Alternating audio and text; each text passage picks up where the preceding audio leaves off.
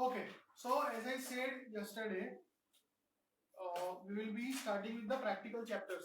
ठीक है, practical chapters में 3 या 4 lectures होंगे. So practical topics will be doing on Saturday. Sorry, practical topics will be doing on a Sunday. Saturday theory चालू रखेंगे. ठीक है. So in our book.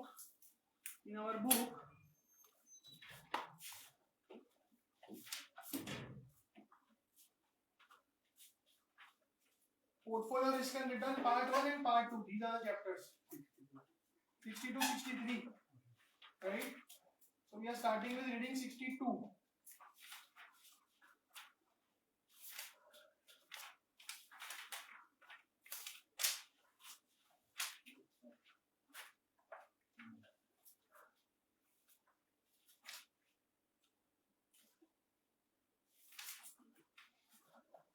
Okay, all of you. Book है सबके पास online?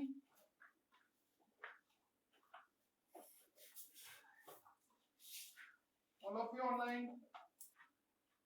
Yes, sir. Yes, sir. ठीक है. Reading 62 we are starting.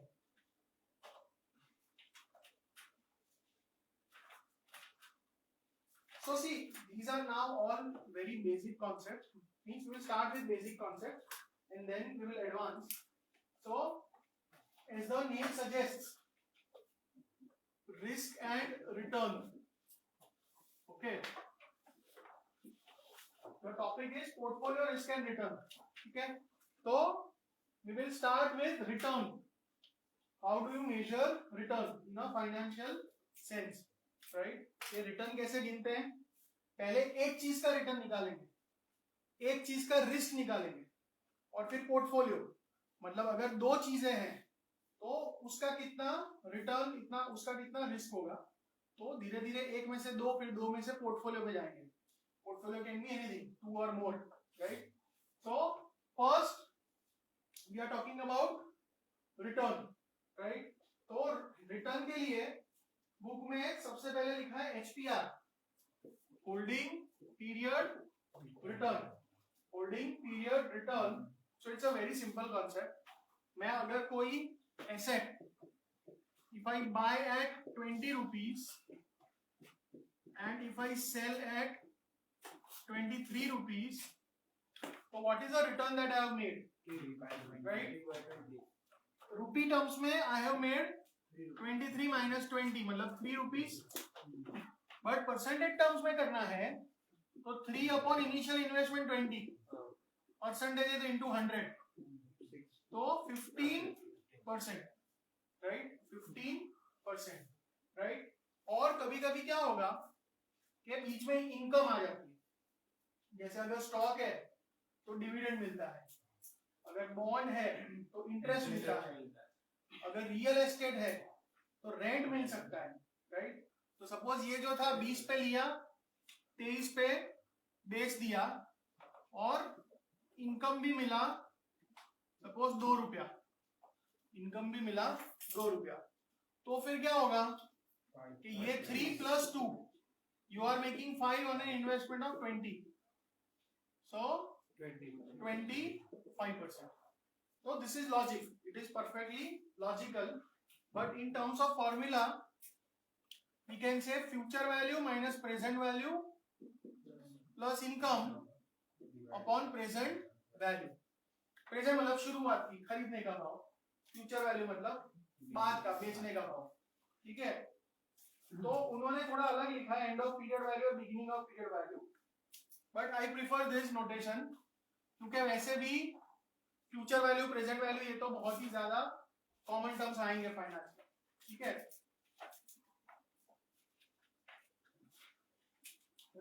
T लग भी रही है, सॉरी टी लग भी रही है.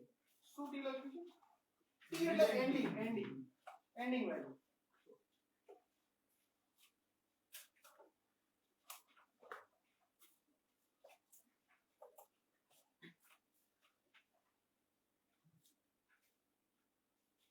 ठीक है.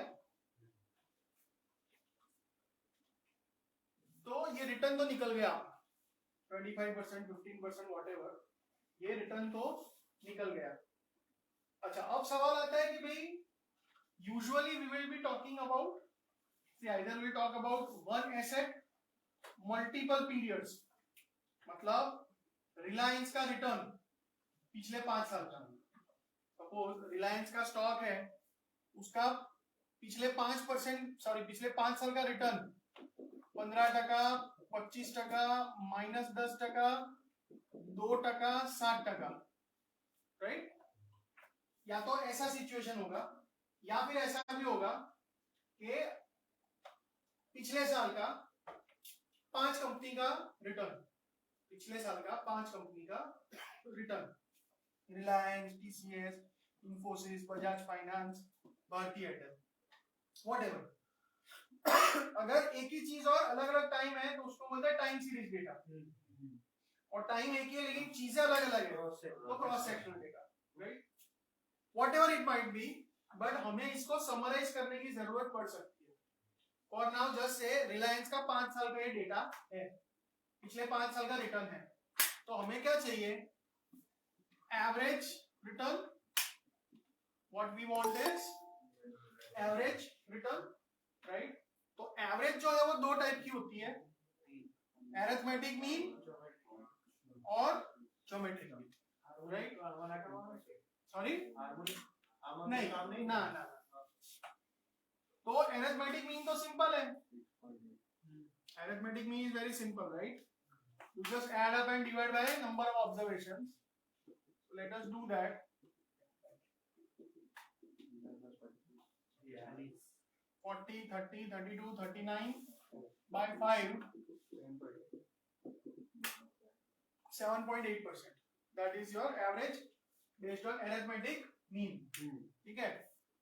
लेकिन फाइनेंस में अगर आपको 5 डेटा समराइज करना है रिटर्न्स का, तो ideally you should not use arithmetic mean, ideally you should not use arithmetic mean. उसका रीजन क्या है कि ये जो अरिथमेटिक मीन का कॉन्सेप्ट है, it is not consistent with compounding. Finance की दुनिया तो कंपाउंडिंग पे चलती है, मतलब ईफाई से कि आपका 7.8% मिला आपको ऑन एन एवरेज, तो इसका मतलब क्या हुआ कि every year your money should increase by 7.8%, right? In maths, if I say it increases by 7.8%, it means it gets multiplied by 1.078, isn't it? तो अगर शुरुआत में मैंने x रुपीस डाला है तो 5 साल के बाद ये होना चाहिए 1.078, 1.078, 5 बार, मतलब रेस टू 5 इतना अपना होना चाहिए। तो इसका जो आंसर आएगा ना, वर्सेस ये ट्राई करना कि x से चालू करो, x इंटू 1.15 इंटू 1.25, ये माइनस है तो 0.9, 1.02, 1.07, तो ये आंसर और ये आंसर मैच नहीं खाएगा। Okay, so arithmetic mean is not a good way to summarise past returns. The good way is geometric mean. अच्छा जो मेथड है वो क्या है, ज्योमेट्रिक मीन। और ज्योमेट्रिक मीन कैसे निकालते हैं, and this expression itself tells you कि अगर आपको ज्योमेट्रिक मीन निकालना है ना तो क्या करने का कि ये जो परसेंटेज है ना उसको डेसिमल में कन्वर्ट करो, +1 कर दो, है ना। तो 1.15 मल्टीप्लाई करो इंटू 1.25, 0.9, 1.02, 1.07, वो जो मल्टीप्लीकेशन का आंसर आएगा raise to 1/5, raise to 1/5। Okay, 5 because 5 observations है, ठीक है। और बिकॉज सारे डेटा में हमने 1 प्लस किया है तो लास्ट में 1 माइनस, लास्ट में 1 माइनस, ये करके देखो, राइट। टेक्सास BA2 है तो उस पे करो, वरना तुम्हारे मोबाइल में जो भी कैलसी है, लेकिन उसमें साइंटिफिक निकालना पड़ेगा क्योंकि रेस टू 1/5 करना है। 7.1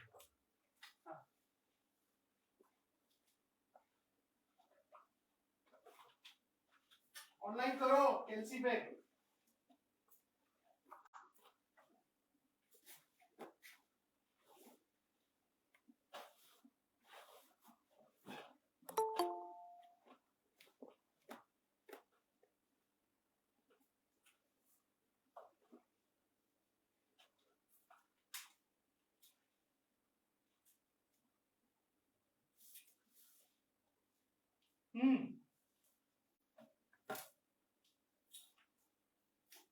इन सबका मल्टीप्लीकेशन क्या आया? 1.41 1.41 119 रेज टू 1/5 माइनस 1. ठीक है, तो वैसे 1/5 मतलब 0.2 होता है. 1.4119 raise to 0.2 minus 1. How much?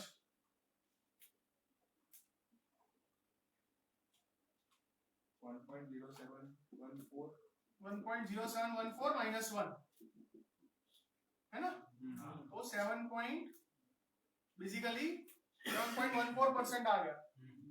7.14% आपका ज्योमेट्रिक मीन रिटर्न आ गया. This is the appropriate measure कि हाँ भाई हर साल ऑन एन एवरेज आप 7.14% ऑन करे हो. And geometric mean will always be lesser than arithmetic mean, right. और डिफरेंस उतना ज्यादा होगा जितना ये फिगर्स में वेरिएशन हो. ये बात समझ रहे हो? सपोज ये जो नंबर्स है ना, सपोज सारे नंबर्स ऐसे होते हैं ना कि 15, 25, 17, 12, 13, 14 मींस वेरी क्लोज बाय, तो एएमजीएम में बहुत फर्क नहीं पड़ता. But here you can see highest is 25, lowest is -10. अगर -10 के बदले -30 होता ना तो एएमजीएम में और फर्क पड़ जाता, राइट. बट ऑलवेज रिमेंबर कि पास्ट में क्या हुआ है रिटर्न्स में, तो we should not look at arithmetic mean, we should look at geometric mean. और अपने आप वो सिस्टम नहीं है इंडिया में, राइट. ये जो म्यूचुअल फंड या कोई भी लिखते रहते हैं एवरेज पास्ट रिटर्न्स और वो सब, तो ज्योमेट्रिक मीन नहीं निकालते हैं, वो सिंपल अरिथमेटिक मीन ही निकलती है. Because the difference is very sizeable. अगर 10 साल 15 साल का कंपाउंडिंग है तो 7.14 पे हुआ कि 7.8 पे हुआ, it will make a lot of difference. Okay, so with this understanding इनका एग्जांपल कर लो. फर्स्ट वाला return measures. Online all of you are following? Okay,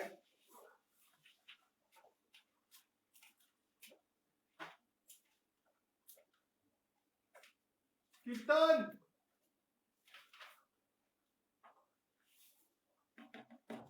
आओ कीर्तन आओ.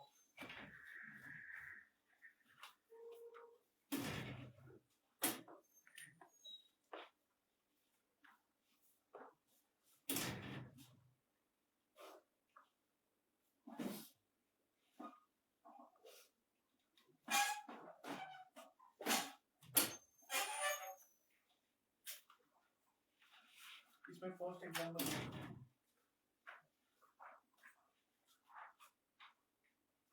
और ये दूसरा.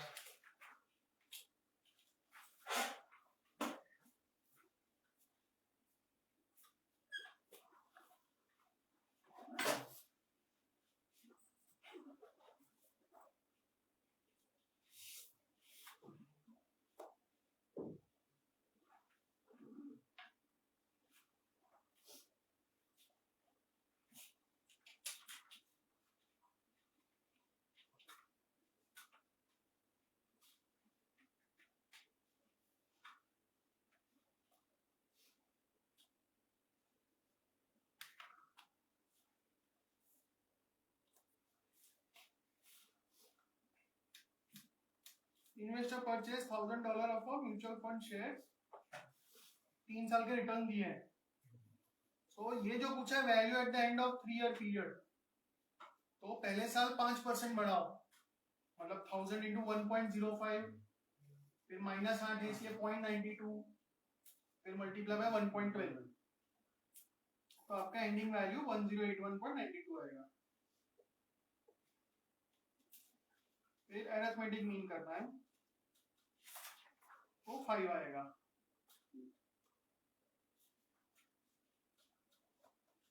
सॉरी 3 आएगा. और ज्योमेट्रिक मीन करो, वो 3 से कम आएगा 2.66.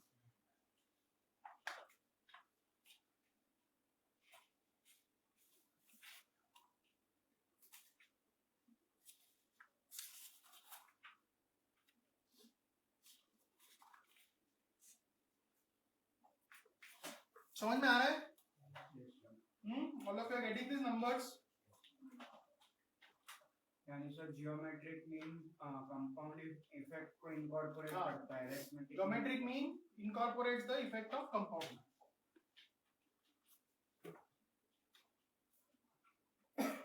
आगे जाए. Online done? Yes sir. एक ही जन कर रहा है? सबका हो गया ना ऑनलाइन? Yes sir. ठीक है, फाइन. फिर देखो अदर रिटर्न मेजर्स लिखे हैं. So obviously there are many different ways of measuring returns and we should be aware of those names, right, and methods. तो ग्रॉस और नेट लिखा है. तो ग्रॉस मतलब बिफोर फीस, नेट मतलब after fees, right. And again there can be a lot of difference. I don't know, कल मैंने video भेजा था, वो कितने लोगों ने देखा था, राइट. उसमें आप देखोगे ना तो मोतीलाल ओसवाल, शंकर शर्मा और नितिन कामत है. तो उसमें काफी मतलब 30-35 मिनट्स का वीडियो है. But the substantial part of discussion was active versus passive, right. तो उसमें भी वो लोग वो एम्फसाइज कर रहे हैं कि after fees it is very difficult to beat passive. Active थोड़ा बहुत रिटर्न ज्यादा देगा, लेकिन फीस माइनस करो तो that means gross versus net, right. तो नेट रिटर्न्स देखना, क्योंकि इन्वेस्टर के लिए तो एंड रिजल्ट नेट ही है, राइट. फिर प्री टैक्स और आफ्टर टैक्स, टैक्स के पहले और टैक्स के बाद, राइट. फिर नॉमिनल और रियल. तो नॉमिनल मतलब without deducting inflation, real means after deducting inflation, right. तो कई बार क्या होता है, for those individuals who are tax heavily, तो उनके लिए आफ्टर टैक्स रियल रिटर्न्स बहुत पुअर होते हैं, राइट. क्योंकि एफडी जैसी चीज होगी, राइट. सपोज एफडी जैसी चीज है तो बोले मेरे को 8% ब्याज मिला, मेरे को 8% इंटरेस्ट मिला. But suppose you are in approximately 25% bracket, तो 8% का 25%, 1/4 वो सरकार खा गई. तो 8 - 2 6%, और इन्फ्लेशन अगर 6% है तो after tax real works out to be 0, sometime negative, right. Value होती है. तो इसलिए हाँ, मतलब again it is very important कि टैक्स का असर देखो और इन्फ्लेशन का भी असर देखो, ठीक है. सर ग्रॉस और जो नेट होता है उसमें चर्निंग इफेक्ट बहुत, मतलब अगर बहुत चर्निंग है तो नेट कम हो जाएगा, क्योंकि ट्रांजैक्शन कॉस्ट और ये सब बहुत लगेगा, right. Fine. So that is nominal, real, pre tax, after tax. उन्होंने भी कुछ ऐसा एग्जांपल दिया है. मतलब if you want to measure purchasing power, कि आपका परचेसिंग पावर कितना बड़ा, तो you should consider real returns, right. और फिर लेवरेज रिटर्न लिखा है. तो कई सारे जो इन्वेस्टमेंट व्हीकल्स है, इन्वेस्टमेंट स्टाइल्स है, उसमें लेवरेज मतलब बोरोइंग यूज होता है, राइट. तो वो कैसे काम करेगा कि कोई सिंपल बंदा 100 का शेयर लेता है और 120 में बेचता है, राइट. सो ही और she is making 20%, 20/100, isn't it? But कई बार इंस्टीट्यूशनल इन्वेस्टर्स क्या करेंगे तो यही कि 100 में लिया, 120 में बेचा, लेकिन ये 100 में से सिर्फ 50 रुपए खुद के हैं, 50 रुपए बोरोइंग है, राइट. 50 रुपए बोरोइंग है, right. And so you are making 20, right. और मान लो बोरोइंग है 10% है, तो 50 रुपए पर 10% ब्याज, तो 5 रुपए जाएंगे. लेकिन आपका खुद का पैसा तो कितना है, सिर्फ 50 रुपए है ना. सो दिस नंबर से 30% हो गया, ठीक है. So this is a leverage return, ये बोरोइंग का असर दिखा रहा है, ठीक है. ऑब्वियसली जब बोरो करते हो लेवरेज तो अच्छा जाता है अगर कुछ, 100 का 120 हुआ है तो पॉजिटिव रिटर्न्स और बड़े हो जाएंगे, लेकिन अगर लॉस गया होता नेगेटिव रिटर्न्स और गंदे हो जाते, right. The meaning of leverage itself is like magnification, right, it amplifies, तो it's a double edged sword. એટલે તો નેગેટિવ માં હજી વધારે દેવું પડે એટલે વધારે હા. થઈ જાય. એટલે આ 100 માંથી 80 થયું હોય હા. તો અહીંયા 20% लॉस हसे, यहाँ लॉस कदाच 30-40% થઈ જશે, ઓકે. क्योंकि तू खुद ही सोच 20 का लॉस गया हाँ. और 5 रुपए दिए हाँ. तो 25 रुपए ऑन अ बेस ऑफ 50, બરાબર. तो इट्स अ 50% लॉस. हाँ.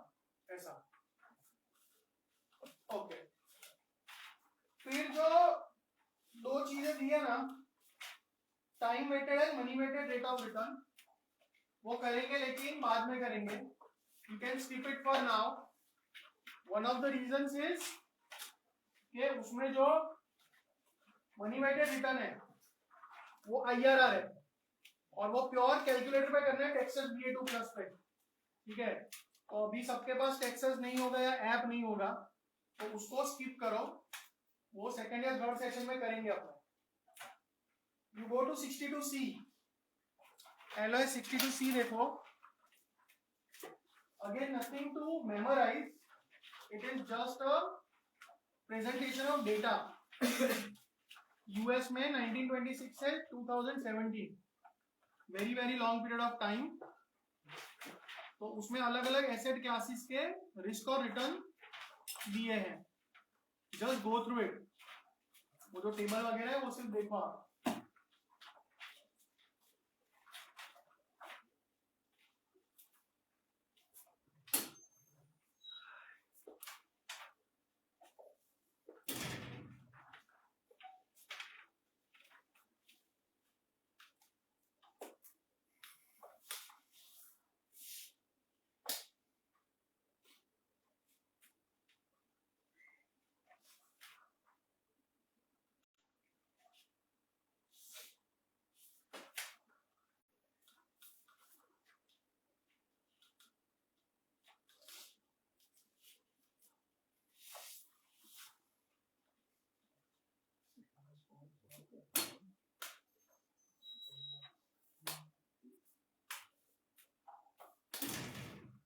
So as you can see, जो डेटा दिया है ना आपको,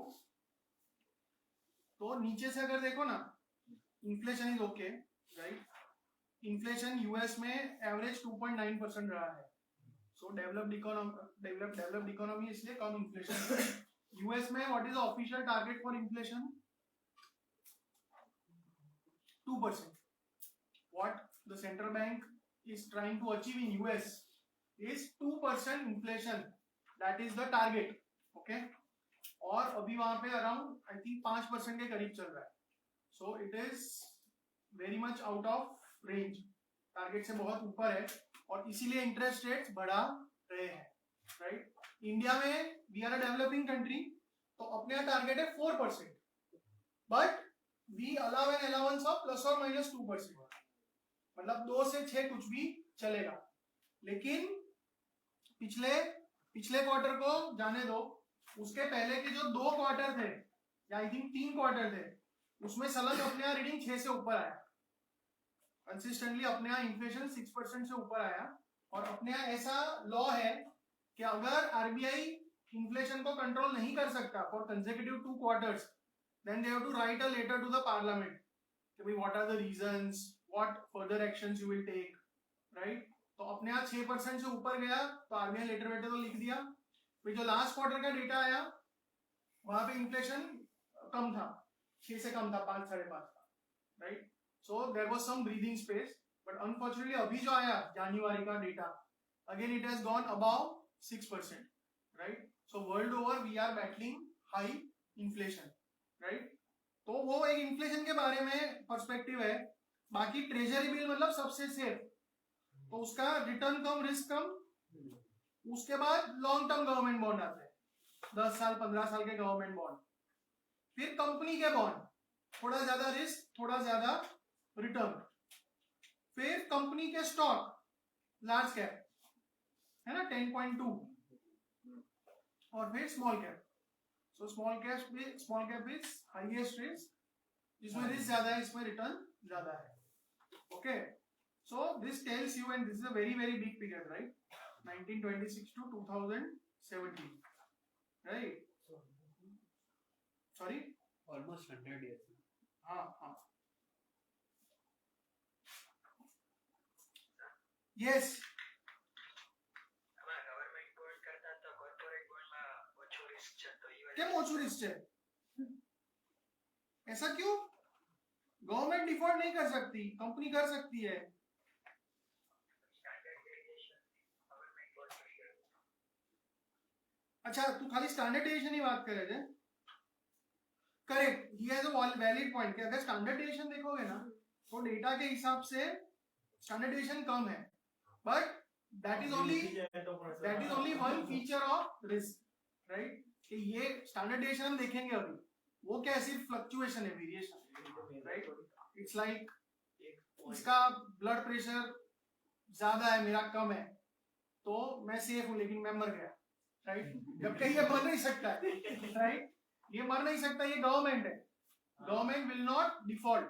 तो अगेन दूसरा एक चैप्टर आएगा पोर्टफोलियो में ही, रिस्क मैनेजमेंट, जिसमें अलग अलग टाइप के रिस्क आएंगे. तो ये standard deviation is like market risk, but दूसरा होता है क्रेडिट रिस्क, कि पैसा पाछा ना आया. तो credit risk is higher in corporate bonds, तो दैट इज व्हाई, राइट? अच्छा, उसमें जो टेबल है उसके बाद 2 पैराग्राफ है. तीसरा पैराग्राफ याद रखना, मतलब ध्यान में रखना, जो लोगों ने स्टैटिस्टिक्स पढ़ा है they will be able to relate to it. जो लोगों ने नहीं पढ़ा है हम लोग पढ़ेंगे, बट द पॉइंट इज कि ये जो स्टैंडर्ड डेविएशन लिखा है ना, स्टैंडर्ड डेविएशन मतलब it's a measure of fluctuation. तो वो तभी काम करता है जब आपका डेटा, अगर उसको प्लॉट करो ना तो बेल शेप का हो, जिसका नॉर्मल डिस्ट्रीब्यूशन. अगर नॉर्मल डिस्ट्रीब्यूशन है तो ठीक है, स्टैंडर्ड डेविएशन से पता चलेगा रिस्क कितना है. लेकिन अगर आपका डेटा ऐसा स्क्यू वाला है, ऐसा या ऐसा, राइट, या उसकी टेल्स बहुत फैट है, कर्टोसिस बोलते हैं, तो फिर सिर्फ स्टैंडर्ड डेविएशन से काम नहीं चलेगा, राइट? तो just keep that in mind कि अगर डेटा नॉर्मल है तो स्टैंडर्ड डेविएशन इनफ है, लेकिन डेटा नॉर्मल नहीं है तो in addition to standard deviation we need some other things. ठीक है? यस. स्टैंडर्ड डेविएशन और बीटा में क्या डिफरेंस होता है? देख, स्टैंडर्ड डेविएशन तो अभी हम देखेंगे, राइट, कि it is measure of variation. Beta क्या होता है कि वो वेरिएशन मेजर करता है with respect to the index, ऐसा होता है. ठीक है? और ये सेक्शन में लास्ट छोटा सा पैराग्राफ कि रिस्क विस्क आप देख रहे हो, डोंट फॉरगेट लिक्विडिटी. कल भी मैंने बोला था कंस्ट्रेंट्स में नंबर 1 कंस्ट्रेंट लिखा है liquidity, so you have to pay attention to it.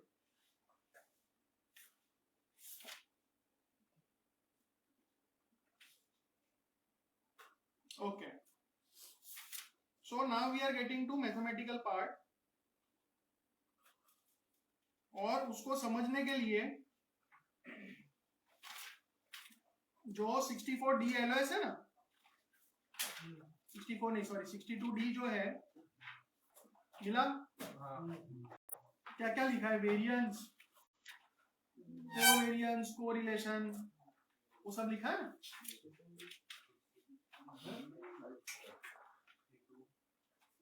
हाँ, वो सीक्वेंस चेंज हुआ होगा. 62.2 लेट मी शो, मैं बताता हूँ. 62.3. हाँ, गो टू 62F. हाँ, LOS 62F पे चले जाओ.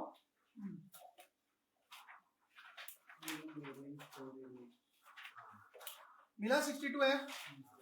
वेरिएंस, कोवेरिएंस, कोरिलेशन, बराबर. वो अपने अभी डिस्कस करते हैं. ओके, सो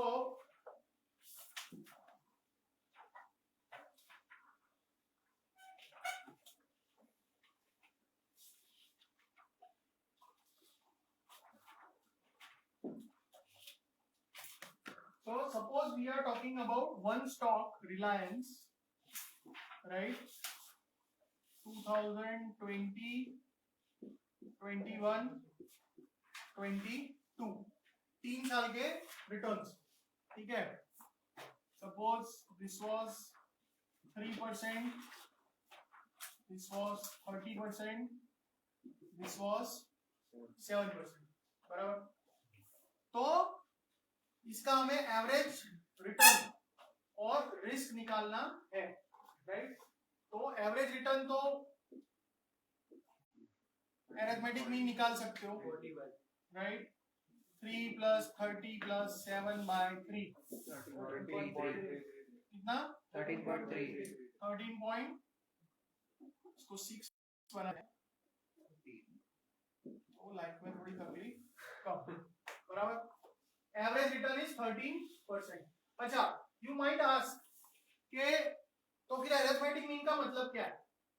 पास्ट रिटर्न समराइज करना है तो you should use geometric mean, which is correct. तो अरिथमेटिक मीन कब यूज करने? तो जब आपको फ्यूचर रिटर्न प्रिडिक्ट करना है कि पिछले 3 साल में ये रिटर्न थे, what is our best estimate for the coming year, कितना रिटर्न मिलेगा, तो you should use arithmetic mean. Okay. अच्छा, तो 13% तो हो गया एवरेज. अभी हमें रिस्क निकालना है. अब सी रिस्क निकालने के बहुत सारे अलग अलग मेथड्स है, right. There are so many different types of risk and to measure there are different methods, but the most widely used is variance या standard deviation, ठीक है. और variance या standard deviation क्या देखता है कि आपका जो एवरेज है अरिथमेटिक उससे कितना ऊपर नीचे मूवमेंट है, ठीक है, उससे कितना ऊपर नीचे मूवमेंट है. तो फॉर दैट रीजन अगर आपको वेरिएंस निकालना है तो हम लोग क्या करते हैं, हर एक में से एवरेज माइनस करते हैं, राइट.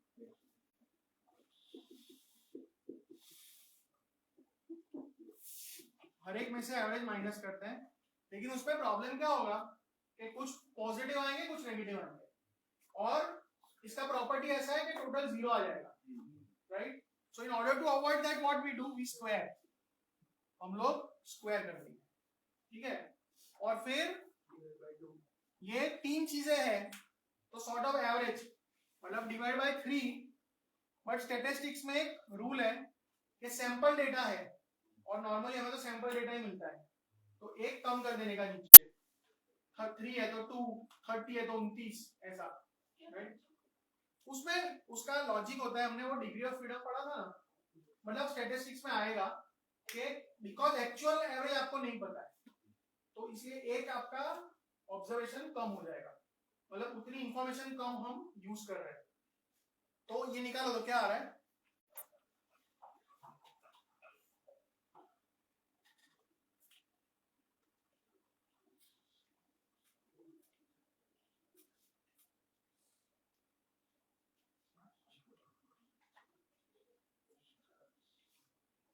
दो सौ उन्नीस.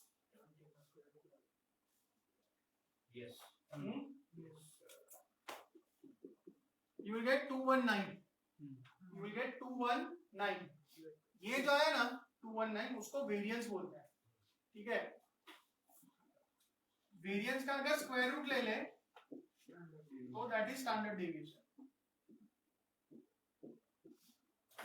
तो 14 पॉइंट समथिंग आएगा, देखो तो 14.79%, राइट. स्क्वायर रूट निकालना इसलिए भी जरूरी है क्योंकि वही यूनिट में लाना है. यहाँ पे सब स्क्वायर किया था, इसका यूनिट परसेंटेज स्क्वायर्ड है, फिर स्क्वायर रूट लिया तो 14.79%. This shows you the amount of variation, ठीक है. और जनरली जो सिंबल यूज होता है अरिथमेटिक मीन के लिए या तो म्यू या एक्स बार, और स्टैंडर्ड डेविएशन के लिए सिग्मा या एस यूजुअली, राइट. तो पता चला वेरिएंस या स्टैंडर्ड डेविएशन कैसे निकलता है, और इसका मतलब है कि कितना फ्लक्चुएशन है, how much is the fluctuation around average. See because अगर एफडी होती है तो 7% 7% 7% एवरी ईयर, एवरेज 7%, और कुछ वेरिएशन आता ही नहीं, तो स्टैंडर्ड डेविएशन 0 हो जाता है, राइट। तो अभी के लिए सिर्फ इतना समझो कि जितना स्टैंडर्ड डेविएशन ज्यादा उतना फ्लक्चुएशन ज्यादा, और कुछ हम बोल नहीं सकते, right. Higher the standard deviation higher the fluctuation around mean. Online ठीक है? Yes sir. अच्छा, अभी सपोज दूसरा स्टॉक है इंफोसिस, राइट। सपोज दूसरा स्टॉक है इंफोसिस और उसका रिटर्न कुछ ऐसा है,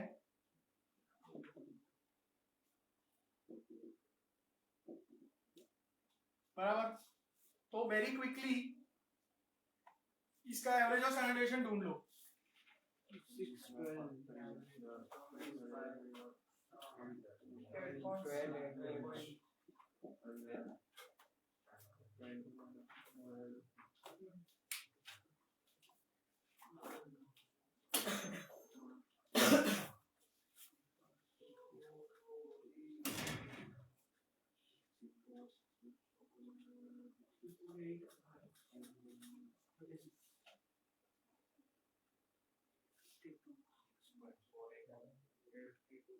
7.2 कितना? 7.2 7.2। root 52 कितना? 7.21 स्टैंडर्ड डेविएशन इतना कम? 6 point around that. इतना ही? ओके। 64 plus 4 10 minus 12 68 plus 36 बराबर। 104 में 52 का स्क्वायर रूट हाँ 7.2। 2 ओके फाइन। तो दो एसेट्स हुई, ये आपकी दो एसेट्स हुई, बराबर। ये जो था उसका एवरेज 13% है और उसका रिस्क अराउंड 15% है, राइट। ये एवरेज 12 है, स्टैंडर्ड डेविएशन कम है, ठीक है। अच्छा, अभी पोर्टफोलियो में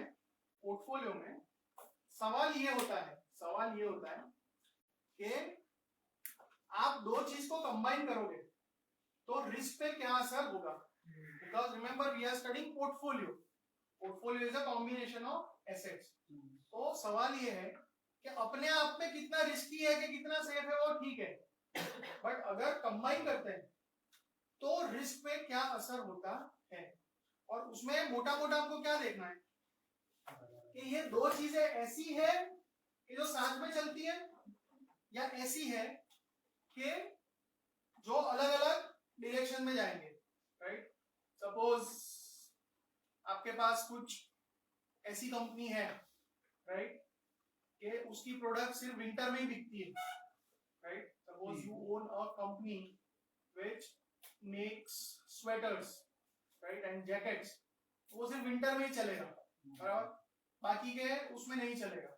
अब दूसरी कंपनी भी आप ऐसी ऐड करो जो सिर्फ विंटर में चलेगी, तो आपका पोर्टफोलियो स्टेबल नहीं होगा।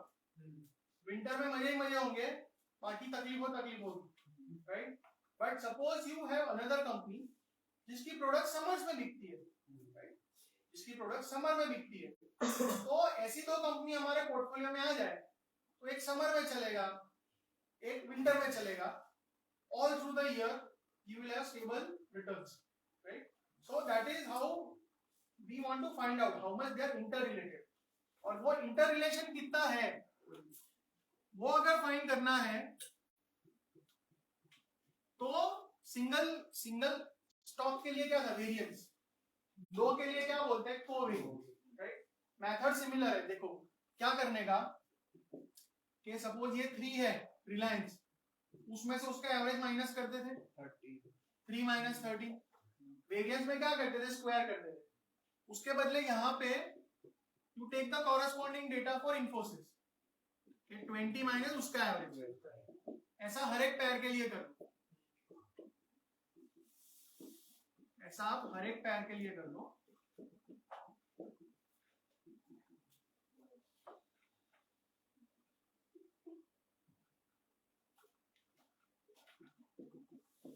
और फिर वही लॉजिक डिवाइड बाय 3 माइनस 1 तो कोवेरियंस आ जाएगा।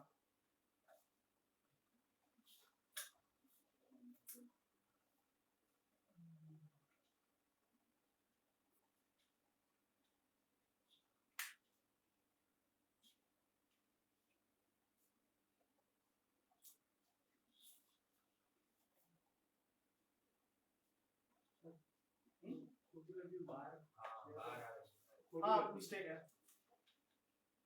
12 है ना 10 hours 20 3 36 20 10 6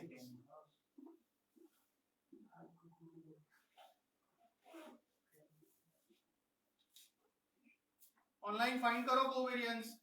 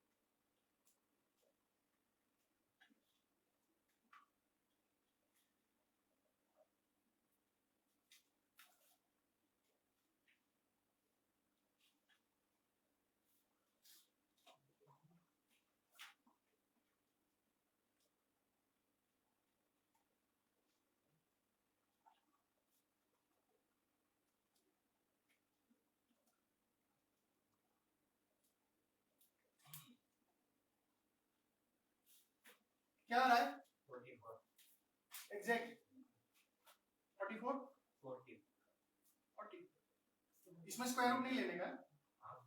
ठीक है 44 और यूनिट रहेगा percentage square right everyone is getting this 44 square root જ લેવાનો अच्छा જેમ વેરિયન્સ માં સ્ટાન્ડર્ડાઇઝેશન કરેલું ऑल ऑफ यू 44 नहीं 78 है सर 78 આવે 78 करो करो यार ध्यान से आराम से करो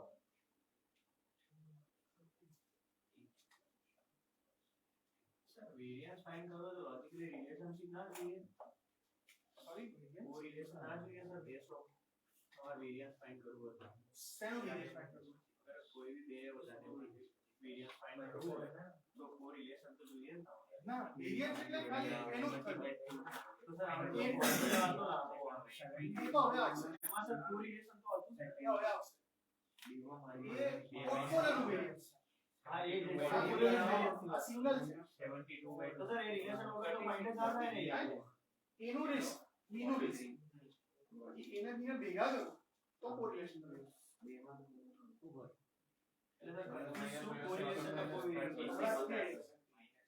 क्या है आंसर बहुत वाइड रेंज आंसर आ रहे हैं ऑनलाइन बोलो देखो तेरा पहला का क्या आया -80 आया online any answers -34 plus 42 minus plus 36 minus आ रहा है RC1 plus RC1 plus RC2 plus RC8 divide by 2 -36 पीछे भी मैंने टेबल्स क्या हो रहा है सर कोई भी टेक्निक पढ़ रहा है ना तो कोवेरिएंस सपोज 44 आया ना तो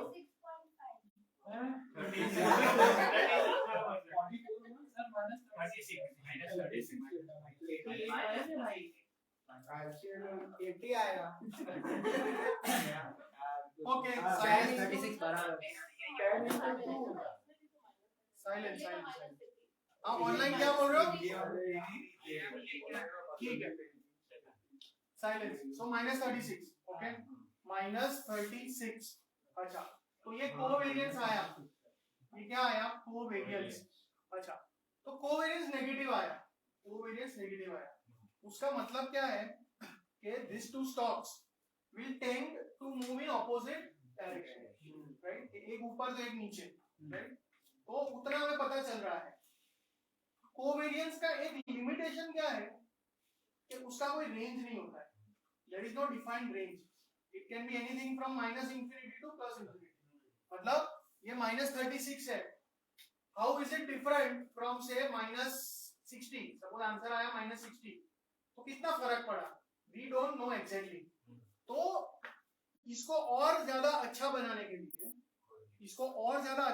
के लिए मैथमेटिशियन ने क्या किया कि ये जो कोवेरिएंस है, से this is A and this is B, तो covariance AB you divide by standard deviation of A and B, मतलब -36 अपॉन इसका स्टैंडर्ड डेविएशन था 14.79 और इसका 7.2 था.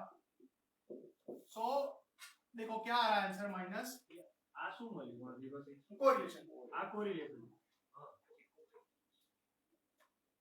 આ કોવેરિયન્સ હા, કોવેરિયન્સ માં કોરિલેશન. कितना आ रहा? 0.344 minus 0.338.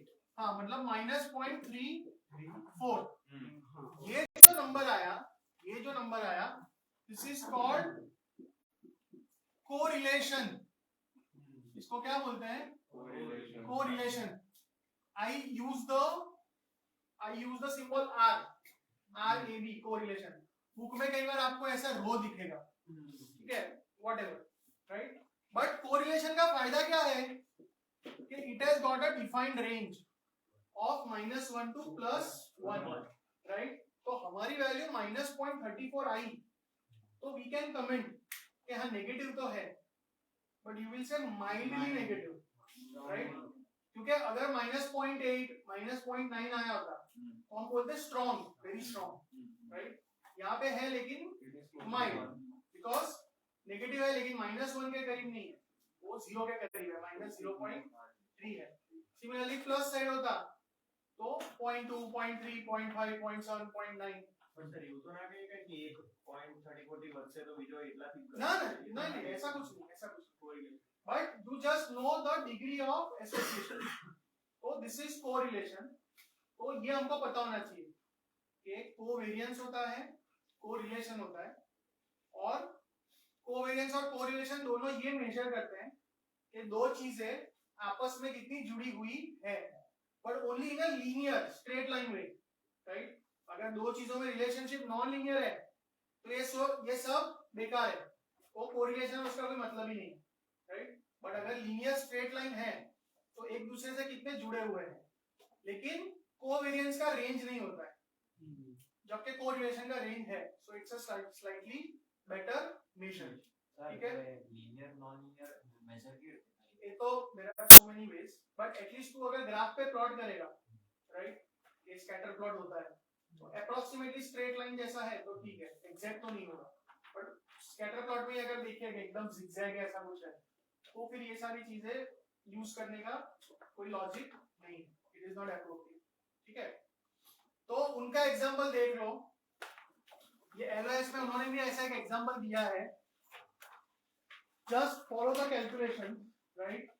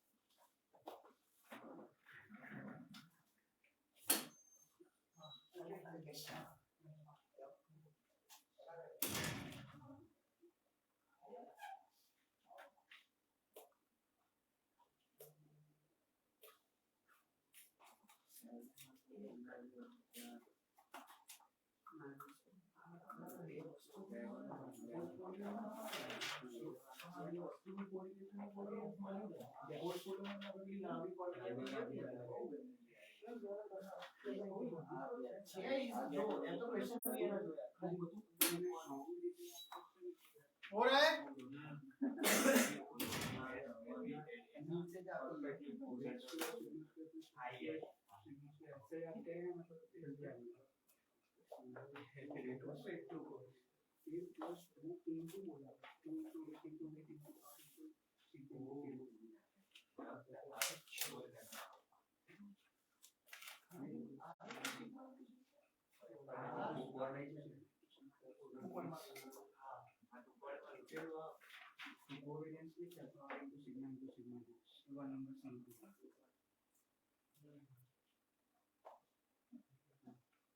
Okay, no need to repeat the calculations, just follow the calculation. ठीक है? उसके नीचे एग्जाम्पल के नीचे they have given some terms. Online कोई इश्यू नहीं है ना?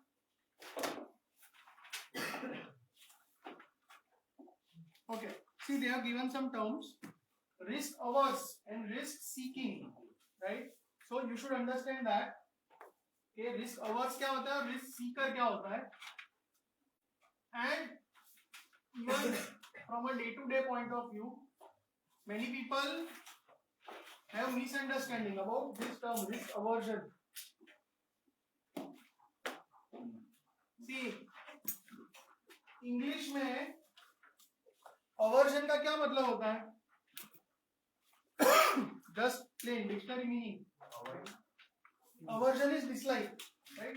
Risk aversion means you dislike risk.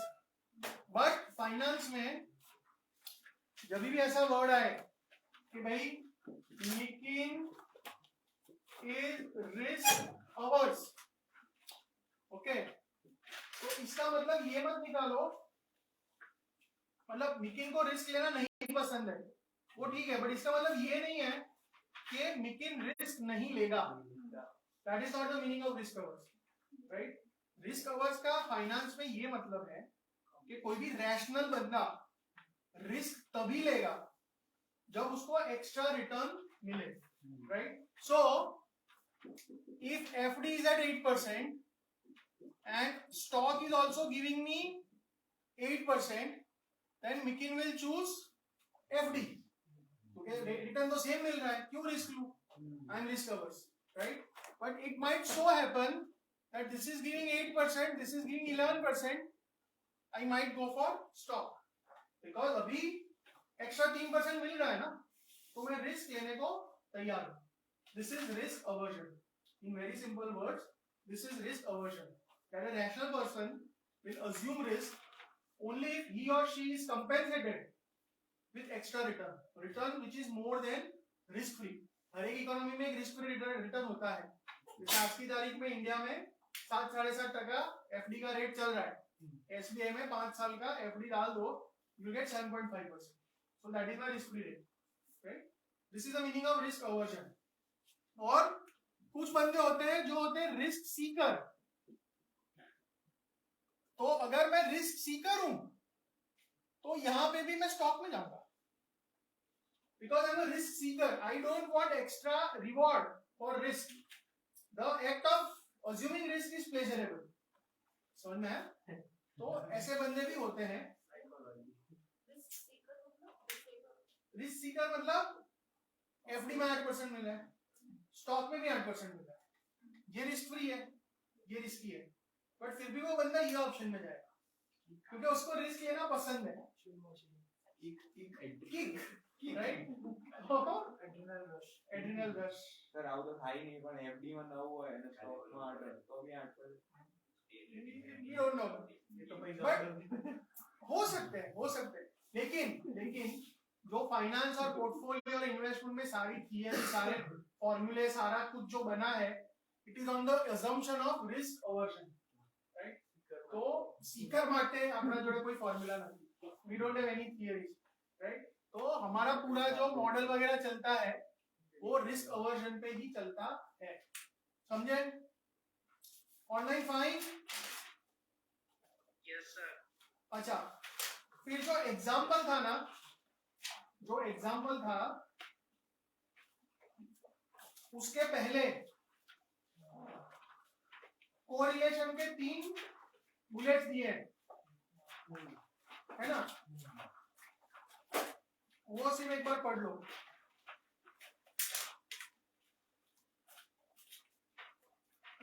दूसरा भी टर्म है सॉरी कहाँ पे? Risk seeking.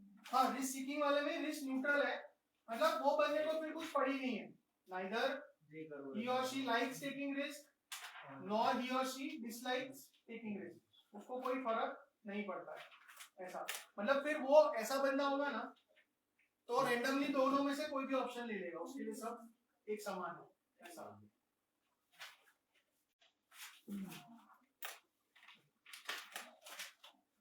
સર આના પહેલા જે આપણે એક્ઝામ્પલ લીધું હતું એનામાં આપણે જો પોપ્યુલેશનમાંથી હજી અસેટ્સ લઈએ તો સ્ટાન્ડર્ડ એરર ઘટે કે વધે પછી?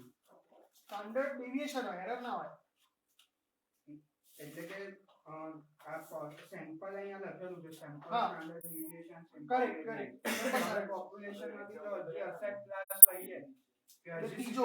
હા હજી સિક્યોરિટીઝ એડ કરીએ हाँ તો જે પોપ્યુલેશનનું મીન છે અને જે સેમ્પલનું મીન અને સ્ટાન્ડર્ડ ડેવિએશન છે એ બંનેનો ડિફરન્સ ओछो, ઘટશે।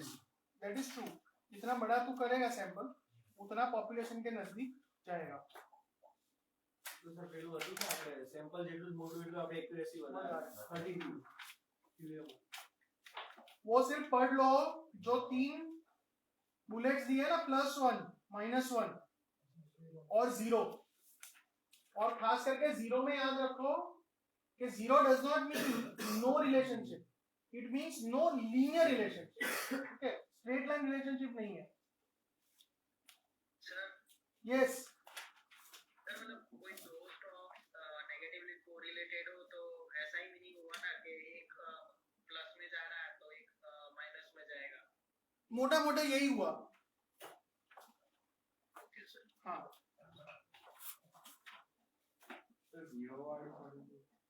नहीं 0 मतलब there is no relationship, but no linear relationship, non linear straight line relationship नहीं है। नॉन लीनियर नॉन लीनियर मतलब कर्वेचर हो सकता है। सपोज तू प्लॉट करे कि एक तेरा सपोज RIL है और दूसरा इंफोसिस है, राइट? तो सपोज तू 5 साल 6 साल के रिटर्न ले रहा है और ऐसा शेप आ रहा है, तो क्लियरली दिख रहा है कि ये तो कोई कर्वेचर है ना, it is not a straight line. तो फिर इसमें कोरिलेशन का कोई मतलब ही नहीं। इसमें कोरिलेशन 1 बताए, 0 बताए, -1, it means nothing, you can not draw any conclusion ऐसा।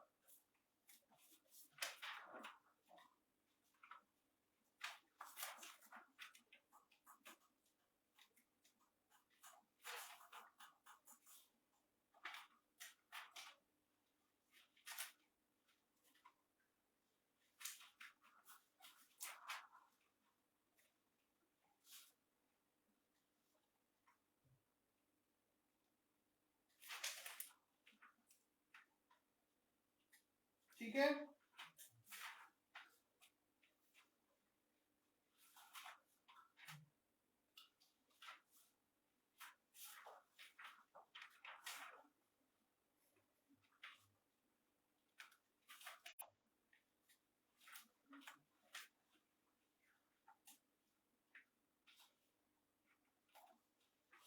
अच्छा मैं क्विज़िस के क्वेश्चन लिख रहा हूँ, वो अटेम्प्ट कर लो।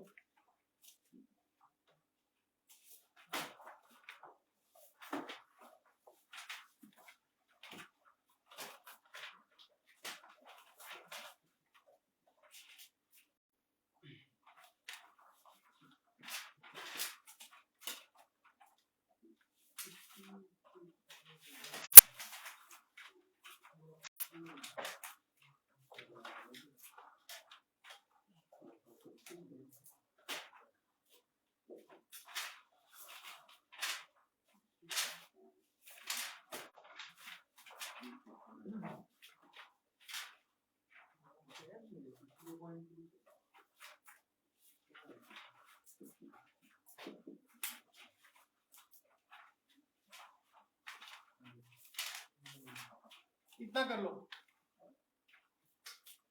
This is as per 2023.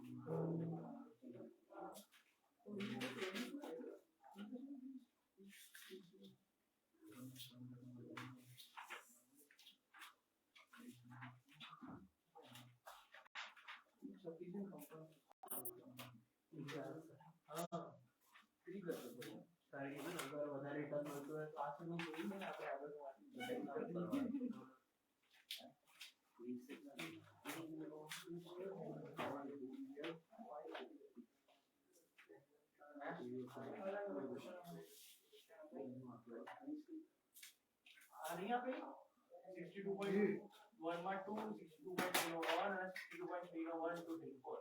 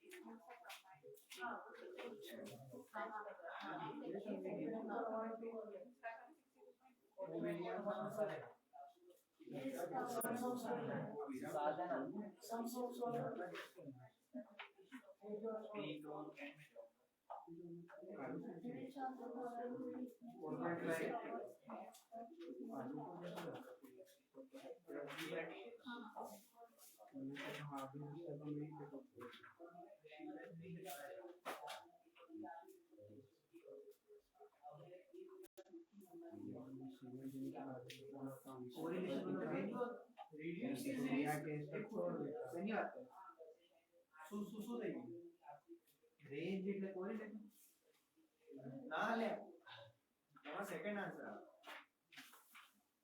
62.3 કે એમ એમાં સેકન્ડ આવે હમણાં તો તરત પડે બે રેન્જ એટલે તો એટલા વચ્ચે હોઈ શકે રેન્જ થોડી બહુ છે એટલું જ ના તેની વાત ઓર્ડિંગ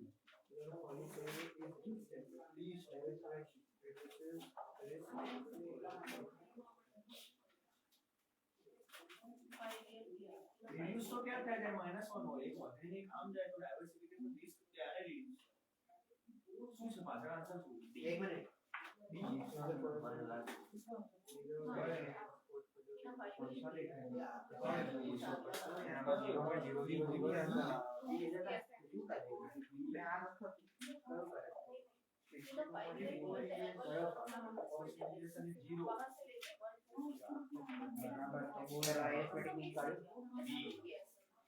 अगर प्लस પણ મત તો પહેલા પ્રોબ્લેમ એ diversification reduces risk and correlation is less than 1 કેવી રીતે ભાઈ -1 હોય તો રિડ્યુસ કરે એ ઘટે તો ડાયવર્સિફિकेशन तो ये देखना क्या कर रहा है अगर कोरिलेशन +1 होगा अभी इसका मत देख कोरिलेशन +1 होगा यानी एक शब्द तेरा ऊपर जाएगा तो दूसरा नीचे जाएगा ये पॉजिटिव रहेगा ऊपर जाएगा थोड़ा ऊपर जाएगा थोड़ा नीचे भी जाएगा less than +1 बोला है लेसिव डिग्री ऑफ एसोसिएशन ये पता नहीं चला देश देना पता नहीं मेरी हिंदी है अगर हम लोग कोरिलेशन तो कोरिलेशन तो फेल हो गया अगर माने वेरिएंस का है ना बंदा हां हां आई तो बोल रहा आई के तो 0.06 अपॉन आगे आई के नहीं है ना हो वेरिएंस देके लिखा है जीरो वेरिएशन तो लिखा है स्टैंडर्ड डेविएशन का आधार 0 લેસ ધેન 0 લખ્યું હોય તો પહેલો એ સાચો हां लेस देन नहीं खाली लेस देन हां बराबर કારણ કે નેગેટિવ રિલેશનશિપ हां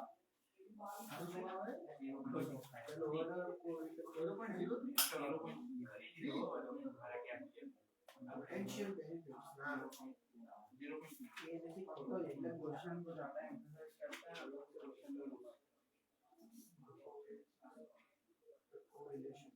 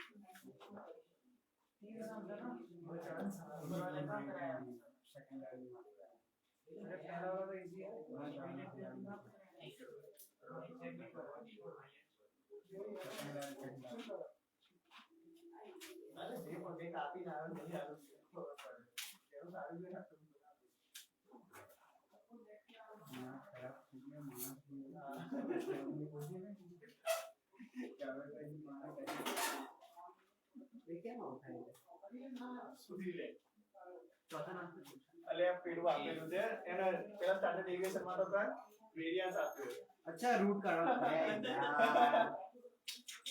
ના ચાલે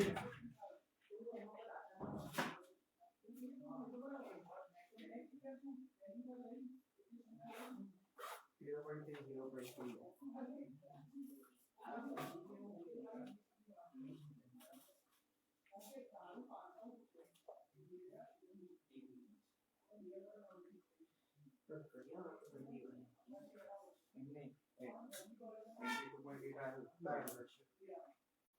82.8 अगर आप डिवाइड बाय 4 हाँ 5 minus 1 करो 3 minus 1 करो तो जवाब होता है 82.8 divided by 4 आता है centimetre square and the variance 4.52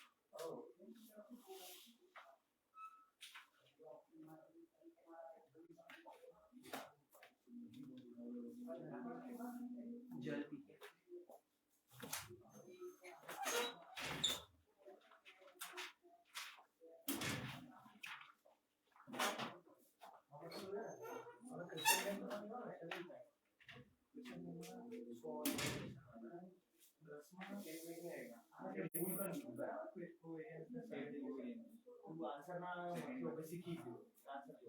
પછી ભૂલ નહીં થાય એકવાર કરી દે એક ક્વેશ્ચન એક વાર લગે તો કેચ હોય પણ એ માર્જિન એરર એક્ઝામમાં નહીં એક્ઝામમાં એમાં બીજો પૂછાવાનો ને એ માર્જિન હટાવવા માટે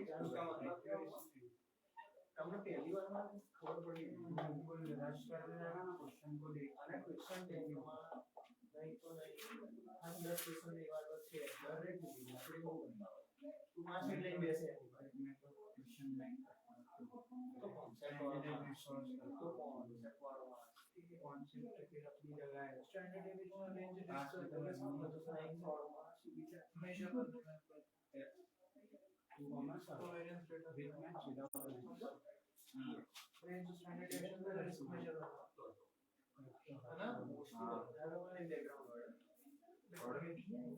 कॉमर्स विद मैच ये वाला डाइवर्सिफिकेशन અને મેં આ કર્યું તો જેડબલ્યુ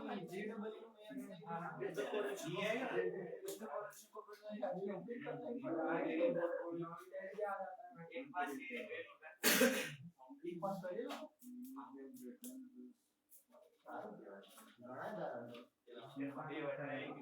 यूनिवर्सिटी ग्रुप 1 की पास हुआ है ग्रुप 2 में भी लगता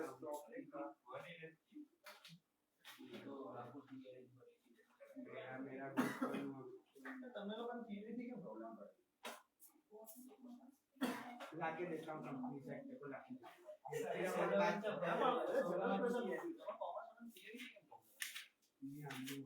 हमारे साइंस में थियरी पर थियरी तो बिल्कुल ये इकोनॉमिक्स की थियरी हो जाती है ना हमारे तो ये बत्ती थी लॉ की थियरी नहीं हो पाती है आईटी अरे 12 में इको भी हो जाता है सीए में तो एफएम इको भी नहीं हो पाता नहीं लेट्स मैं જોયેલું એ વસ્તુ કોમર્સ માં થિયરી માં બહુ જ તકલીફ ભાગ્ય તમે લોકો ભાગો થિયરી આ તો કેવું છે હવે જેનું નાનપણ છે હવે હું નાઇન ટેન માં કેવું હતું બધું કડક રટાવે એકદમ તમારી નહીં મજા આવે એટલે જો તમારે રટતા હોય જીવનમાં શું લર્ન કરશે શું સમજશે બસ નવું શીખવા મળ્યું એવી રીતે જાણતા જવાનું બધું इसका इको हो गया सीए का इको हुआ इको बात हाँ बस पता चल जाएगा केमिस्ट्री સૌથી ગંદો સબ્જેક્ટ છે આખી દુનિયામાં તમને ખબર હે ને બહુ ખરાબ વસ્તુ કેમિસ્ટ્રી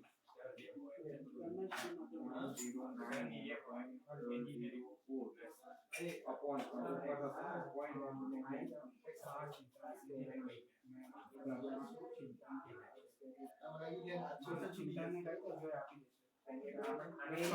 આને કહીએ શું આપણે કેમિસ્ટ્રી હે ને એ તમારી જિંદગીની છેલ્લી बायोस्टेटर वो सब नहीं आता साइंस में ना बायोस्टेटर પણ આ ઓકે ના જો ઇનઓર્ગેનિક ઓર્ગેનિક કેમિસ્ટ્રી છે वो સિલેબસ છે કોલેજમાં 80% તો જખમારામાં ગયા એ કોવેરિયન્સ માં અને કેવા હાઈ લેવલ કરવાના છે ये जरूर से सौથી ઓછા માર્ક્સમાં સાયન્સમાં કેમેસ્ટ્રીમાં જાઓ બધા કેમેસ્ટ્રીમાં રાઈટ થોડા છે ને મેન્સ કે ફિઝિક્સમાં फेल भी केमिस्ट्री मैथ्स में ये जीरो और बिल्कुल फिजिक्स केमिस्ट्री में पूरे डेरिवेशंस भी आते हैं ना फॉर्मूलाज के और પહેલામાં તો કશું જ નહીં પણ મારું બધું હતું કેમિસ્ટ્રી બધી સારું मजा आती है મને બહુ મજા આવતી ये બહુ ઓછા હોય બહુ ઓછા જણા હોય તેમને કેમિસ્ટ્રી માં મજા આવે फिजिक्स में मजा आता કેમિસ્ટ્રી ફિઝિક્સ માં મજા આવે મેથ્સ માં મજા ના આવે મારું ફેવરેટ है फिजिक्स में मजा आता ये બહુ મસ્ત સબ્જેક્ટ છે ભણવાની મજા આવી જાય है 9 तक 10 तक 10 लॉजिक फिर तो लगाओ पूरा 11 तो मैथ्स का ही चला એ જ બોલ હું મારી આખી જિંદગી મેથ્સ થી ભણ્યો મેં તો કે પહેલા તને કીધું પણ 10 માં પછી બી એન્જિનિયરિંગ માટે લીધું મેથ્સ પછી એન્જિનિયરિંગ માં કોમ્પ્યુટર બી એના માટે લીધું કે મેથ્સ ના આવે બરાબર ને પછી જો ફરી ફરીને ક્યાં આવી મેથ્સ જોડે આવી ગયા मैथ्स तो रहता ही है मैंने तो फिर ऑप्शन तक में भी नेशनल वालों ने पीएच करते जाओ भागी तो मतलब हमारा बाद में मैथ्स में क्या था 51 स्टैट्स में नाम देखे तो 89 90 था ना मार्क्स आई तो हम इजी कंप्लीट नहीं थे इतना गंदा मैथ्स है कॉमर्स का इतना बेकार यानी एकदम घटिया तो तू साइंस में શું કહીશ પેલું इंटीग्रेशन डिफरेंशिएशन सब है साइंस कैलकुलस से लेके सब है बिना की सिर्फ ट्रिग्नोमेट्री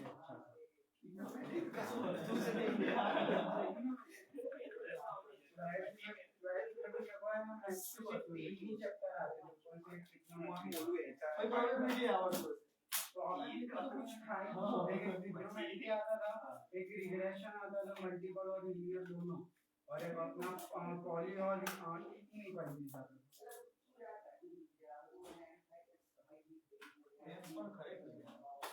8 चैप्टर थे उसमें से 3 ही आते और अगर भी क्या हो सकता है 12th में स्टैट्स में आ जाता था ना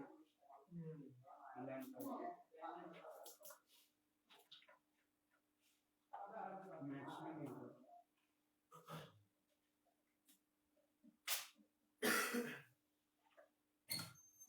आगे आंसर्स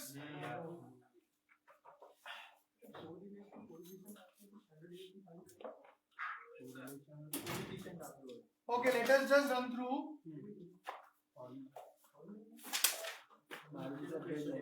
हाँ મારું ચેક કરી લે हाँ सही है सर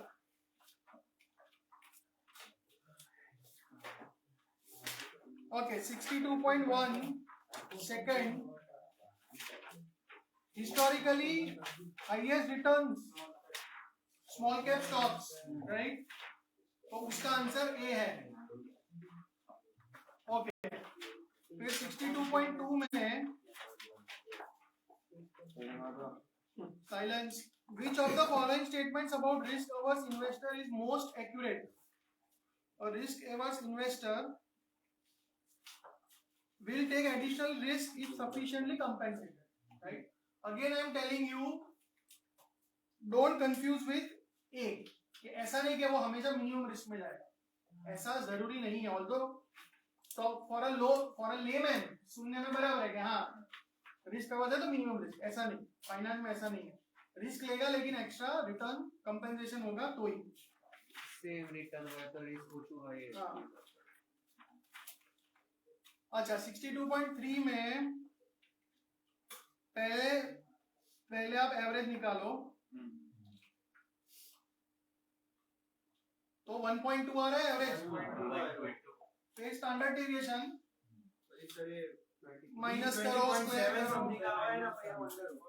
4.5 है ना ऑप्शन बी ओके फिर move in relation to each other तो कोवेरिएंस राइट जो ये लिखा है रेंज और स्टैंडर्ड डेविएशन वो रेंज और स्टैंडर्ड डेविएशन सिंगल वेरिएबल का है एक ही चीज का है अगर दो चीज की बात कर रहे हैं तो या तो कोवेरिएंस या कोरिलेशन अच्छा third I think was interesting Which of the following statement about correlation is least accurate? तो diversification reduces risk when correlation is less than +1. वो बराबर है कि अगर +1 है तो दोनों साथ में ही मूव करेंगे तो कोई रिस्क रिडक्शन नहीं होगा. So A is correct and so not the answer. C is also correct. Lower the correlation, greater the potential benefit. जितना correlation कम, बेस्ट है -1, उतना आपका रिस्क कम हो सकता है. मतलब मैंने नहीं बोला एक कंपनी सिर्फ समर में चलती है, विंटर में चलती है, वो कोरिलेशन -1 होगा. कंबाइन करोगे तो रिस्क बहुत कम हो जाएगा. Right. B is wrong. B is wrong. If correlation is zero variance portfolio can be constructed. ये wrong है, यही हमारा आंसर है. If correlation is -1, zero variance portfolio can be formed. अगर आपको कॉम्बिनेशन में 0 चाहिए तो दो चीजों का कोरिलेशन 0 नहीं -1 होगा. Zero variance it is zero risk. हाँ, जीरो वेरिएंस मतलब 0 रिस्क. बराबर. सर तो यस. ए पॉइंट જે છે કે diversification reduces risk when the correlation is less than +1. हाँ, ये सही स्टेटमेंट है. लेस देन 0 ના હોવું नहीं, 1 से कम है, एक थी ओछું હોય તો ફાયદો થશે ને. પરફેક્ટ મૂવ નહીં કરે એક સાથે. હા પણ અગર સપોઝ 0.5 भी હોય हाँ तो फायदा है. अगर 0.5 है तो डाइवर्सिफिकेशन का फायदा है. 0.99 है तो भी फायदा है. 1 है तो फायदा नहीं. Because 1 means they are essentially the same asset. They behave in the exact same way. तो कोई फायदा नहीं उनको मिक्स करके. હું એમ કહું છું કે if આમાં +1 ની જગ્યાએ 0 લખ્યું હોય तो उसका कोई मतलब ही नहीं है. is less than 0 तो That would be correct statement. क्या 0 से कम है तो વધારે एक्यूरेट ना हो. हाँ तो और ज्यादा फायदा मिलेगा. लेकिन 1 से भी कम है तो भी फायदा मिलेगा. फिर फोर्थ में क्या करना है? Covariance divided by standard deviation, isn't it? तो एक तो वेरिएंस दी है तो स्क्वायर रूट लेना पड़ेगा, है ना? तो आई थिंक 0.3 0.2 और ऊपर 0.006 ही है तो फिर 0.006 मतलब 0.1 आएगा, है ना? the sigma and sigma t एनो कोवेरिएंस है. सिग्मा ए क्या होगा? Square root of 0.09. Sigma B square root of 0.0. Variance आपने देखा. हाँ करेक्ट. वेरिएंस आप भी स्क्वायर रूट लेવું પડશે. ठीक है ना? ऑनलाइन सबका आ गया?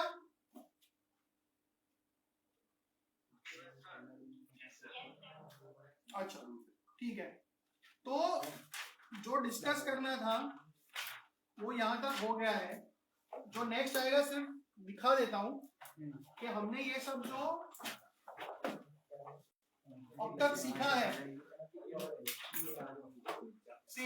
अब तक हमने क्या सीखा कि अगर कोई एसेट है ए तो उसका रिटर्न उसका स्टैंडर्ड डेविएशन, राइट? फिर बी है उसका रिटर्न उसका स्टैंडर्ड डेविएशन, और वो एक दूसरे से कितने कनेक्टेड है उसके लिए कोरिलेशन या covariance. So next time when we start, we will put all of these things together. इसका यूज क्या है, इसका एप्लीकेशन क्या है? See, we are studying portfolio. तो फिर हम ये करेंगे कि मैं ए और बी को कंबाइन कर रहा हूं, WA और WB वेटेज, कि भाई इसका 60% और इसका 40%. अगर ऐसे कंबाइन करके पोर्टफोलियो बनाए, right? Combination of two assets is a portfolio, right? तो वो जो पोर्टफोलियो बनेगा, कोई कुछ बोल रहा है ऑनलाइन? वो जो पोर्टफोलियो बनेगा उसका रिटर्न और उसका स्टैंडर्ड डेविएशन रिस्क, ये कैसे फाइंड करते हैं वो हम देखेंगे. और फिर ये भी देखेंगे कि ये जो पोर्टफोलियो का रिस्क आएगा ना, it will be heavily influenced by correlation. हमारी जो बात नहीं हुई, कोरिलेशन -1 to +1 होता है. तो अगर 1 होगा ना तो खास कुछ फायदा ही नहीं होगा, बिल्कुल फायदा नहीं होगा. और -1 होगा तो बहुत ज्यादा फायदा होगा. रिटर्न उतने का उतना ही रहेगा लेकिन रिस्क पे बहुत असर पड़ता है. तो उसका जो फॉर्मूला है और वो सब next Sunday we will see and will complete this chapter. जो रिस्क एंड रिटर्न 1 है वो नेक्स्ट संडे कंप्लीट हो जाएगा। But these are all very very important topics, आराम से रिवाइज कर लेना, ठीक है।